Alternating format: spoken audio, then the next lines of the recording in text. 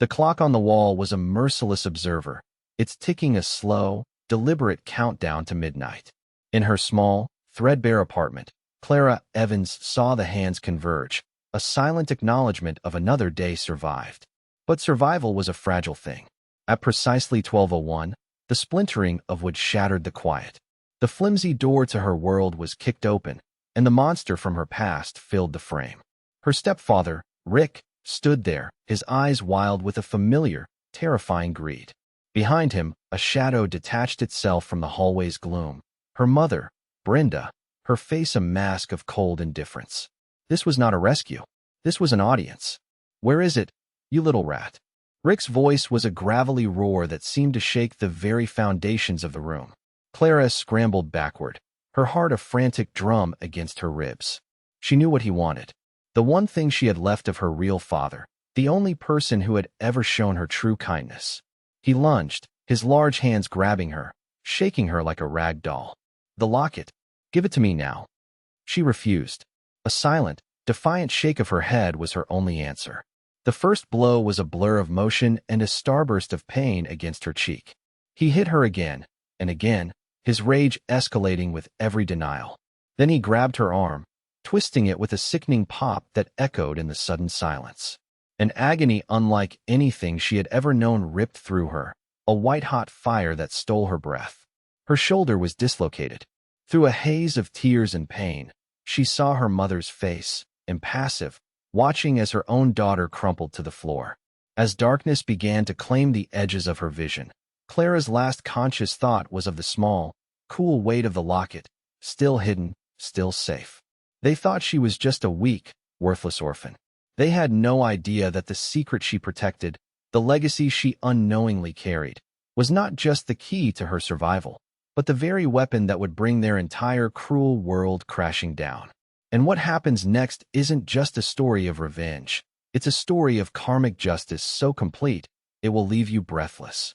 Clara had been navigating a world of shadows long before Rick had cast his over her doorway. Her life was a tapestry woven with threads of loss and quiet endurance. Her real father, a man whose face she could only recall in faded photographs and fragmented dreams, had been the sun in her early life. A warm, brilliant presence who taught her the names of stars and the importance of kindness. He had passed away when she was just 6, and with his death, the light in her world had dimmed, replaced by the chilling presence of Rick and the slow, agonizing erosion of her mother's love. Brenda, once a woman of gentle smiles, had hardened under Rick's influence, her affection curdling into a resentful tolerance that soon became open disdain. They had made her life a prison of neglect and emotional torment. By the time she was 16, she was an unpaid servant in her own home, her every action scrutinized, her every success belittled. The day she turned 18 was not a celebration of freedom, but an eviction. Brenda had stood on the porch, arms crossed, as Rick threw a single, tattered bag onto the lawn. "You're a grown woman now," her mother had said, her voice devoid of any emotion. "Time you made your own way." There was no goodbye, no final embrace, just the click of the locking door and the profound, echoing silence of utter abandonment. So Clara had made her own way. She found this tiny apartment on the forgotten side of town, a place where the rent was cheap and the walls were thin enough to hear the lonely heartbeats of her neighbors. She worked 2 jobs, a grueling schedule that left her perpetually exhausted but stubbornly resilient. In the mornings, she was a waitress at a greasy spoon diner, balancing plates of eggs and bacon with a smile that rarely reached her eyes. In the afternoons and evenings, she donned a drab uniform and became a maid for the Sterling family, one of the city's wealthiest and most powerful dynasties. The Sterling mansion was another kind of prison, one with gilded bars and velvet walls. It was a world of breathtaking opulence and soul-crushing cruelty. The matriarch, Victoria Sterling, was a woman carved from ice, her beauty sharp and her words sharper. She moved through her home with an air of supreme authority, her eyes missing nothing, especially not a speck of dust or a perceived slight from the staff. Her daughter, Genevieve, was a younger, more volatile version of her mother. She was spoiled, arrogant, and seemed to derive a perverse pleasure from humiliating those she considered beneath her, which, to Genevieve, was nearly everyone. Clara became their favorite target.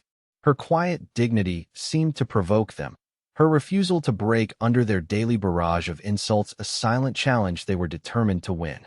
They would accidentally spill wine on a floor she had just polished, then berate her for her slowness. They would accuse her of stealing, forcing her to empty her pockets and her meager bag in front of the other staff, only to find the missing earring on a vanity table moments later with a dismissive wave. "You must be more careful, girl," Victoria would say, her voice dripping with false concern. "We wouldn't want to have to call the police over a simple misunderstanding." Each insult was a small paper cut on her soul, but Clara bore it all. She had a goal, a tiny pinprick of light in her vast darkness. She was saving every penny, squirreling it away for a community college course. She dreamed of becoming a librarian, of spending her days surrounded by the quiet wisdom of books, in a world far removed from the clang of dirty plates and the sting of cruel words. This dream, and the locket she wore hidden under her uniform, were her two most precious possessions.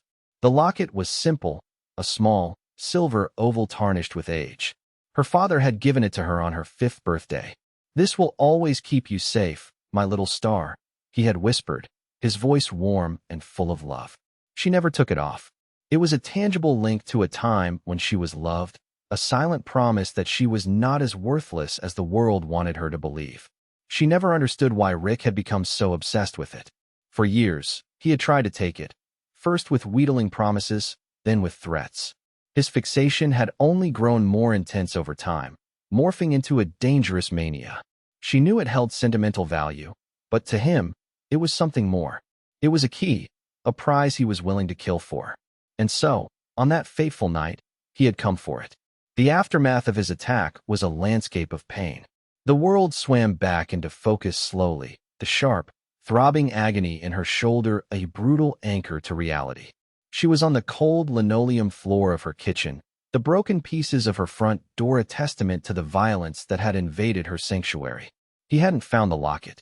In a last, desperate act before she passed out, she had slipped it from her neck and hidden it beneath a loose floorboard she'd discovered months ago.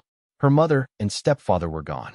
They had left her broken and bleeding, their mission a failure, their cruelty absolute.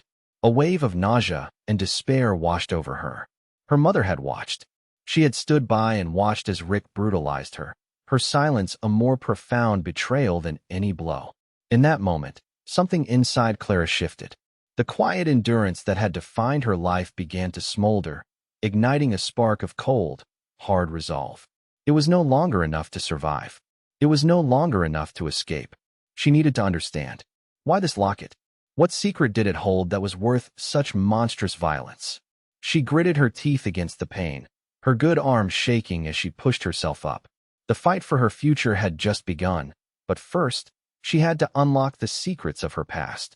Getting through the next few days was an exercise in pure willpower. The pain in her shoulder was a constant, searing presence. With what little money she had, she went to a low-cost urgent care clinic, where a tired-looking doctor unceremoniously popped her shoulder back into its socket. The relief was immediate, but the deep, aching bruise and the sprain remained, a physical manifestation of her trauma. He wrapped her arm in a sling and gave her a bottle of cheap painkillers. "You should report this to the police," he said, his eyes filled with a weary pity she had come to despise.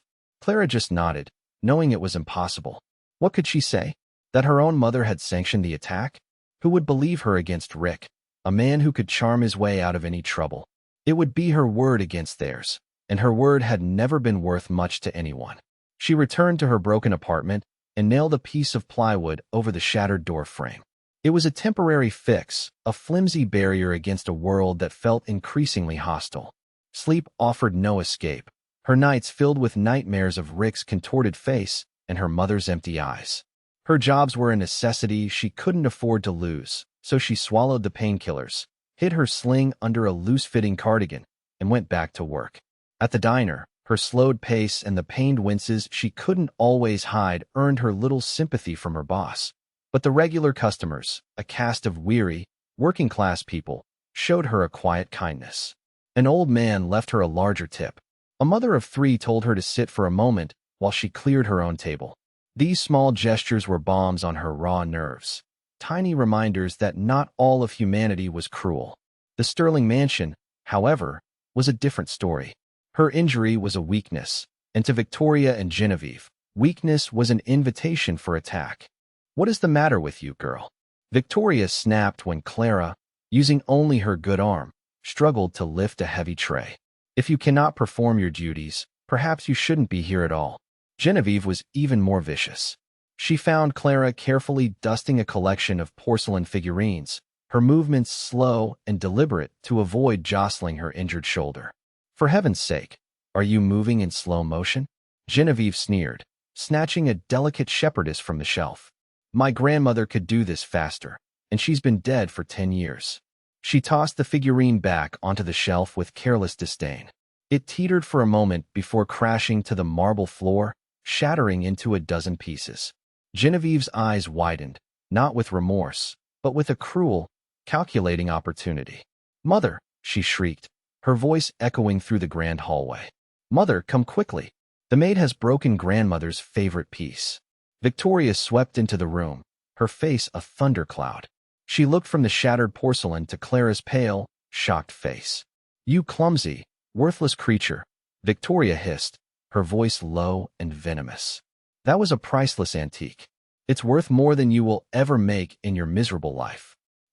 It wasn't me," Clara whispered, her voice trembling. "Are you accusing my daughter of lying?" Victoria's voice dropped another octave, becoming dangerously soft. "You break a priceless heirloom, and then you attempt to blame my daughter? Get out. Pack your things and get out of my house. You are fired." No amount of pleading or explanation mattered. The decision was final. The head housekeeper, a woman who had always been stern but fair, looked at Clara with a flicker of sympathy but said nothing. To speak up against the Sterlings was to risk her own livelihood.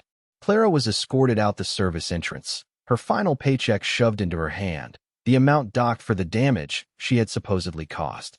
As she walked away from the grand, imposing mansion, a sense of numb despair settled over her. She had been fired, humiliated, and falsely accused. The little bit of stability she had clawed for herself was gone. Rick and Brenda were still out there, a looming threat. The future she had been saving for, that tiny dream of a quiet life among books, seemed to dissolve into an impossible fantasy. She returned to her apartment, the flimsy plywood on the door a mockery of the word home. She was adrift, with no job, dwindling money, and a body that ached with the memory of violence. It was in this moment of absolute rock bottom that her despair finally gave way to something else, a cold, focused anger. They had taken everything from her, her home, her family, her job, her dignity. The only thing they hadn't taken was the locket. With a new sense of purpose, she pried up the loose floorboard. The tarnished silver oval felt cool and solid in her palm. For the first time, she wasn't just looking at it as a memory of her father. She was looking at it as a mystery, a puzzle she had to solve. She sat at her small, wobbly kitchen table, the locket in front of her. Using the tip of a knife, she carefully pried open the clasp. She had done this 1,000 times before, always looking at the faded, miniature photograph of her smiling father tucked inside one half. But this time, she examined the other side more closely. Behind the velvet lining, she felt a slight bulge, something she had never noticed before. Her heart began to beat faster. With trembling fingers, she used the knife to gently lift the edge of the velvet.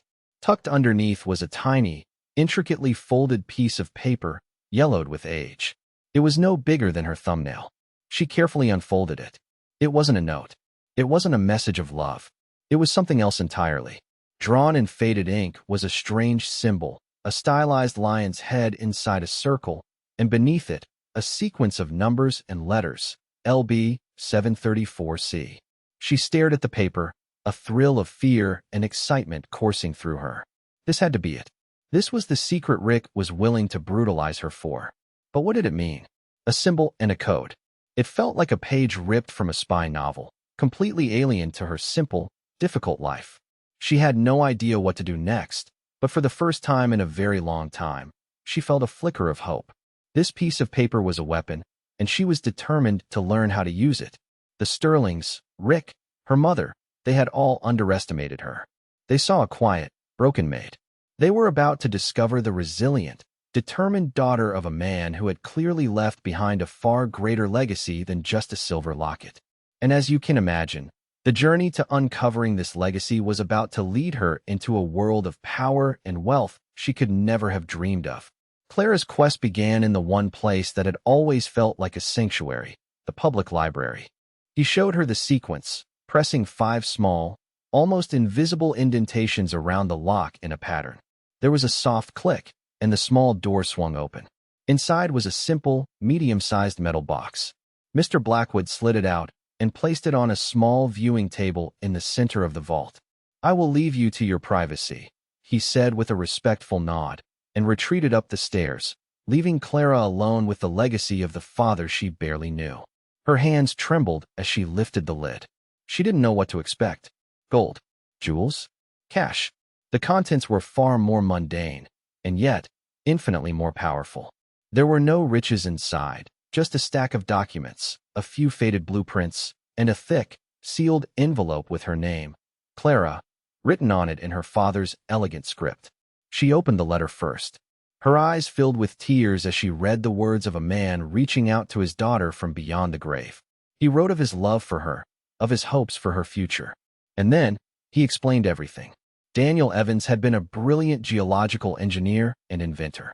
He had developed a revolutionary, environmentally friendly method for extracting rare earth minerals.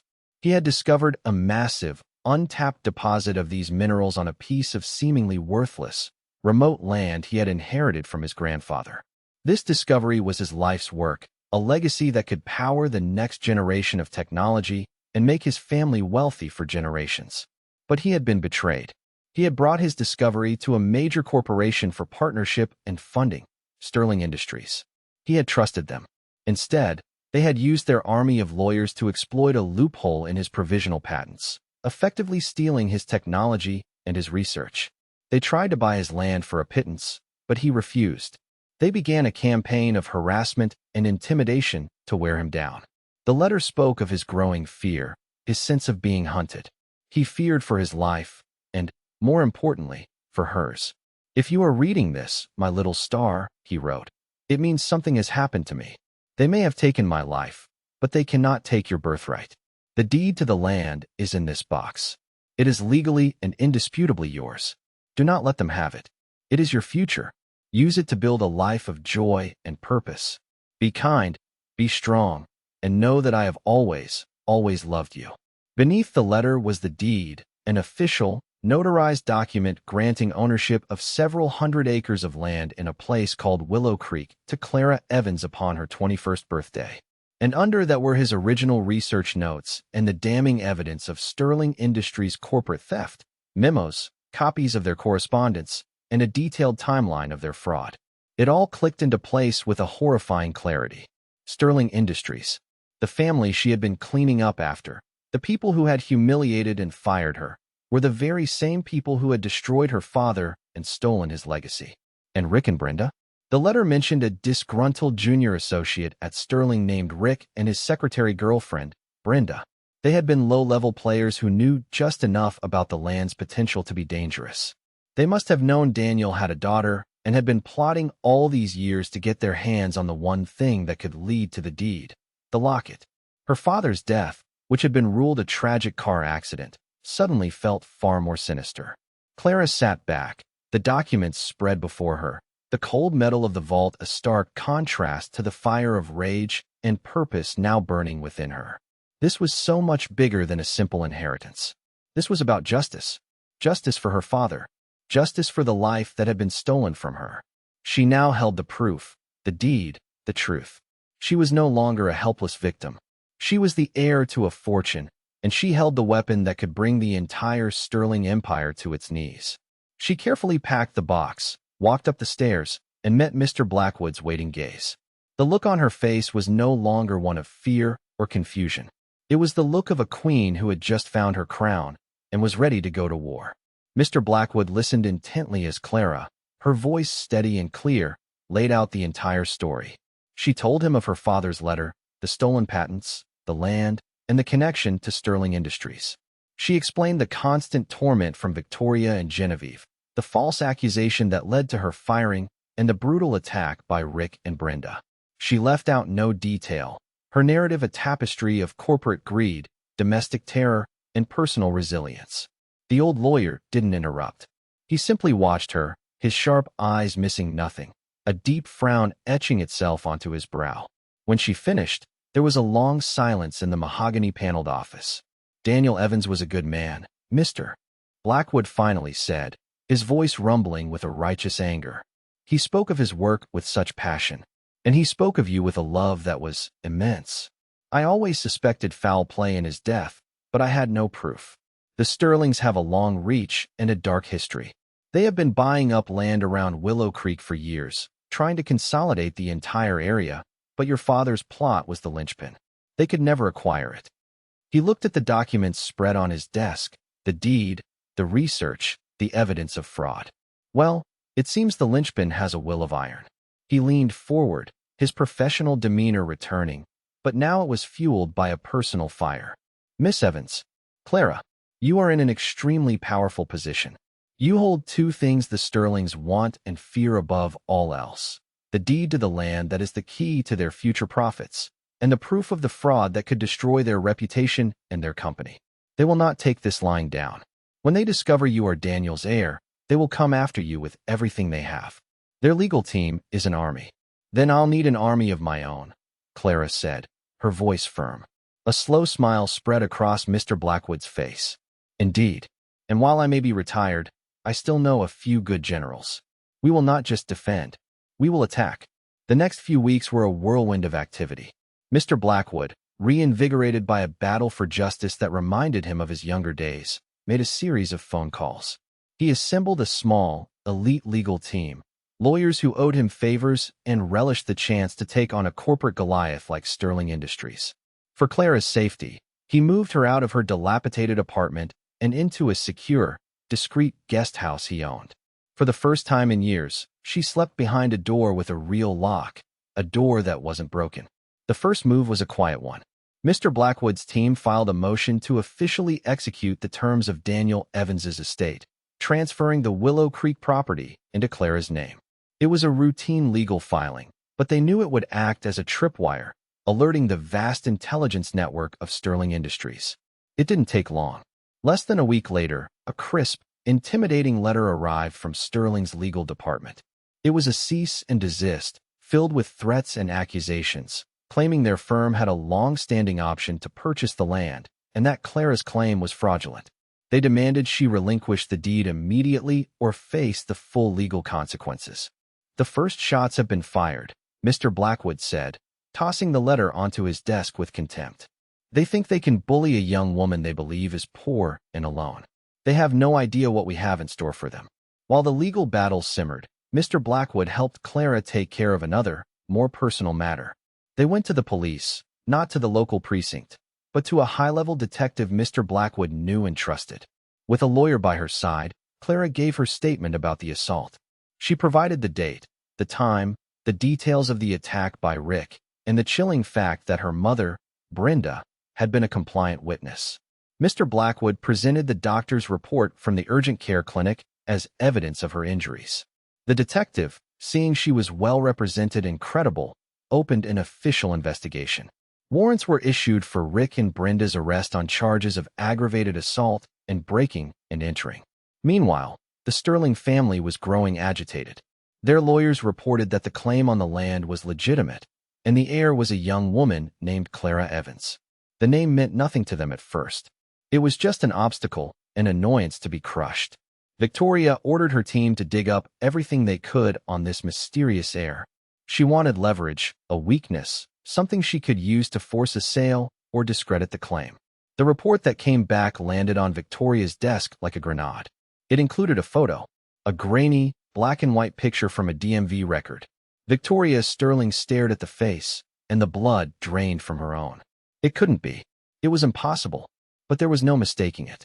Clara Evans, the heir to the one piece of land that stood between her family and billions in profit, was the quiet, clumsy maid she had fired just weeks ago. The girl she and Genevieve had tormented for sport. Panic set in. Victoria immediately understood the catastrophic implications. The girl they had abused was not some random pauper. She was the daughter of the man they had cheated, and she now held all the cards. Her mind raced. She thought of all the times they had belittled her, the false accusation of theft, the callous way she had been dismissed. Any one of those incidents, recounted by a sympathetic heiress in a courtroom, could turn a corporate legal dispute into a public relations nightmare. "We have to handle this," Victoria said to her husband, Marcus Sterling, a man whose ambition was matched only by his arrogance. "We'll offer her money. A generous amount. Enough to make her sign away the land and disappear forever." They dispatched their head lawyer to meet with Mr. Blackwood and Clara. The meeting took place in Mr. Blackwood's stately office. The Sterling lawyer, a slick man in a $1,000 suit, was all condescending smiles. He offered them a settlement. $5 million. A life-changing amount, he called it, for a girl from her background. Clara looked at the man, her expression unreadable. She thought of her father, of the life he could have had, the life she could have had. She thought of the pain in her shoulder and her mother's vacant stare. $5 million was an insult. It was hush money. "My client is not interested in your offer," Mr. Blackwood said, his voice cold as steel. "But we do have a counterproposal. Sterling Industries will cede all rights to the Willow Creek land. They will issue a public apology for the fraudulent acquisition of Daniel Evans's patents. And they will pay $100 million in restitution to his estate. Furthermore, they will fund a charitable foundation in his name dedicated to supporting young inventors." The lawyer's jaw dropped. He actually laughed. "That's absurd. We will see you in court. We will bury you in litigation for the next 20 years. She'll be an old woman before she ever sees a dime. I suggest you reconsider," Mr. Blackwood said calmly, sliding a single file across the desk. "This is a copy of Mr. Evans's research notes, along with internal Sterling memos from that time period, outlining your company's conspiracy to commit patent fraud. We have more. We are filing a lawsuit tomorrow morning.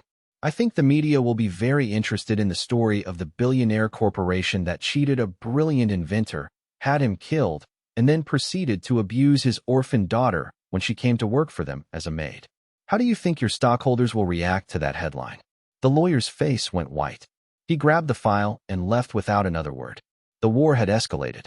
The Sterling's attempt at a quick, quiet solution had backfired spectacularly. They now knew Clara had the evidence to ruin them. Their fear turned to rage. If they couldn't buy her, they would have to break her. The fight was no longer just about land. It was about their very survival. And as for Rick and Brenda, their day of reckoning was approaching much faster than they could have possibly imagined. The police had just tracked them to a cheap motel 2 towns over, and the time for running was over. Justice, on all fronts, was coming for Clara Evans. The news of Rick and Brenda's arrest sent a shockwave through Clara's small world. Seeing their mugshots on the local news website was a surreal experience. Rick's face was a mask of indignant fury, while Brenda looked small, pathetic, and terrified. The story was brief, a simple report of an arrest for assault, but for Clara, it was a monumental victory. The immediate, physical threat that had haunted her for years was finally contained. It was the first time she felt the scales of justice begin to tip, however slightly, in her favor. The Sterling family, meanwhile, was in a state of controlled chaos. Their legal team confirmed that the evidence Clara possessed was authentic and utterly damning. The memos Mr. Blackwood had revealed were just the tip of the iceberg. The rest of the file detailed a systematic and malicious campaign to defraud Daniel Evans. Public exposure was not a risk, it was a certainty, and it would be catastrophic.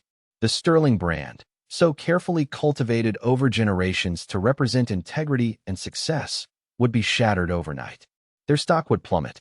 Lawsuits from shareholders would be inevitable. They would be ruined.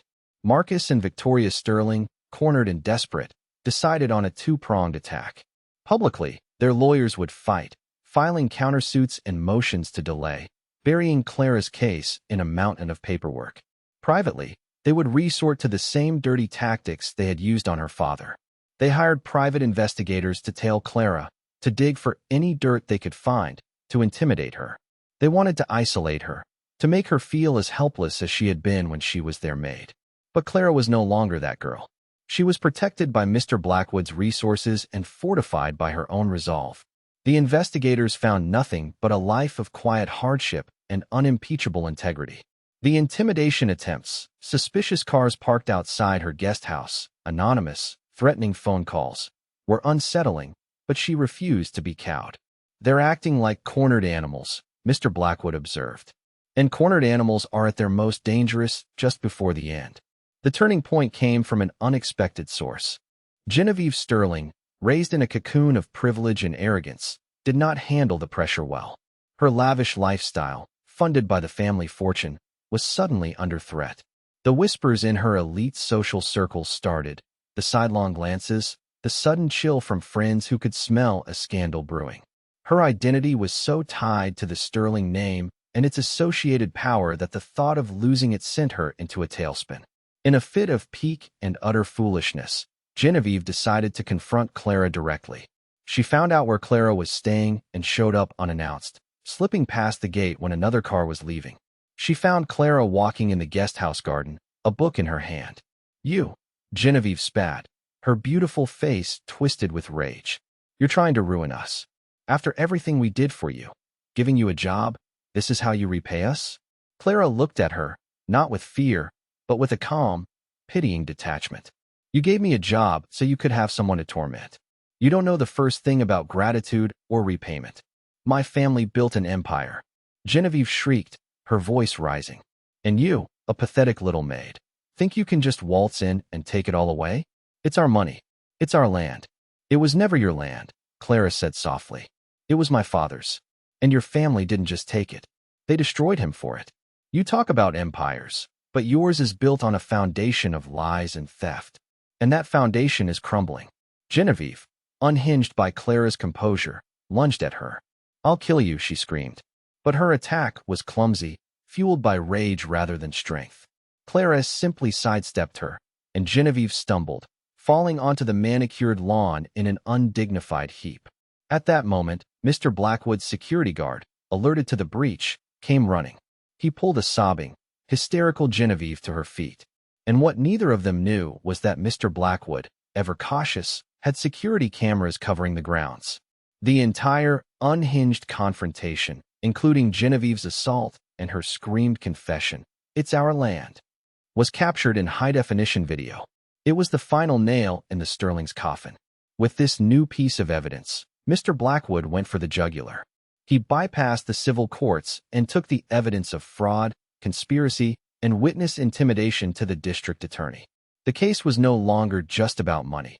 It was about serious, indictable crimes. The final confrontation did not happen in a courtroom, but in the same conference room where the Sterling's lawyer had made his insulting offer. This time, Marcus and Victoria Sterling were present, their faces pale and drawn. Genevieve was there too, looking chastened and broken. Across the table sat Clara, flanked by Mr. Blackwood and his team. The district attorney's lead prosecutor was also present, a clear signal that this was not a negotiation, it was a surrender. The terms were laid out, and they were absolute. The Sterlings would sign over the deed to the Willow Creek property. They would admit, in a public statement, to the fraudulent actions against Daniel Evans. They would pay a settlement of $200 million to Clara, a figure that would cripple but not completely bankrupt their company, a strategic move by Mr. Blackwood to ensure they could actually pay it. A significant portion of this would establish the Daniel Evans Foundation for Ethical Innovation. In exchange for their full cooperation, Marcus and Victoria would avoid jail time for the historical fraud, but they would face a lengthy probation and crippling fines. Genevieve, due to her filmed assault on Clara, would face charges, though Clara requested leniency in the form of mandatory community service and anger management therapy. She didn't want revenge. She wanted them to understand the consequences of their actions. Defeated, humiliated, and with no other choice, the Sterlings agreed to everything. They signed the papers, their hands shaking. As Victoria pushed the signed deed across the table, her eyes met Clara's. There was no apology in them, only a burning, impotent hatred. But it didn't matter. Clara had won. The news broke the next day, and it was a media firestorm. The story of the humble maid who brought down a corporate dynasty was irresistible. Clara Evans became a household name, a symbol of resilience and the triumph of the underdog. The Sterling name became synonymous with disgrace. Their friends abandoned them. Their company stock crashed, and they were forced to sell off assets to pay the massive settlement. They lost their empire, but more than that, they lost their status, the one thing they valued above all else. Their downfall was public, complete, and a direct result of their own insatiable greed and cruelty. Rick and Brenda's trial was a quiet affair by comparison. Faced with Clara's testimony and the medical evidence, they were quickly found guilty. Rick received a lengthy prison sentence for the assault. Brenda, for her role as an accomplice, received a shorter sentence. But her real punishment was the public shame and the severing of her last tie to the daughter she had so cruelly betrayed. Clara, now one of the wealthiest young women in the country, did not retreat into a life of luxury. She stayed in the modest guest house, working tirelessly with Mr. Blackwood to bring the Daniel Evans Foundation to life. Her first act was to create a shelter and legal aid fund for victims of domestic abuse, a haven like the one she never had. Her second was to establish scholarships and grants for bright, young inventors from underprivileged backgrounds, ensuring that no one with a brilliant idea would ever have to face a corporate predator alone. She became a philanthropist, a quiet leader whose actions spoke louder than any words. The land at Willow Creek, the source of so much pain and conflict, was developed using her father's environmentally friendly methods, becoming a model of sustainable industry and creating hundreds of jobs for the local community. Sometimes, she would take out the old, tarnished locket. The secret it held was no longer a mystery, but its value had not diminished. It was not a key to a fortune, but a reminder of a father's love, a symbol of her own unbreakable spirit. Her story serves as a powerful testament to the idea that true wealth is not measured in dollars or acres, but in courage, integrity, and the enduring power of a single person to stand up to injustice. She had faced the darkest parts of humanity, greed, cruelty, betrayal, and had emerged not broken, but stronger, turning her pain into a legacy of hope for countless others. And if her incredible journey has touched your heart, let us know in the comments below, because stories like Clara's remind us that even in the darkest of midnights, a new dawn is always waiting to break.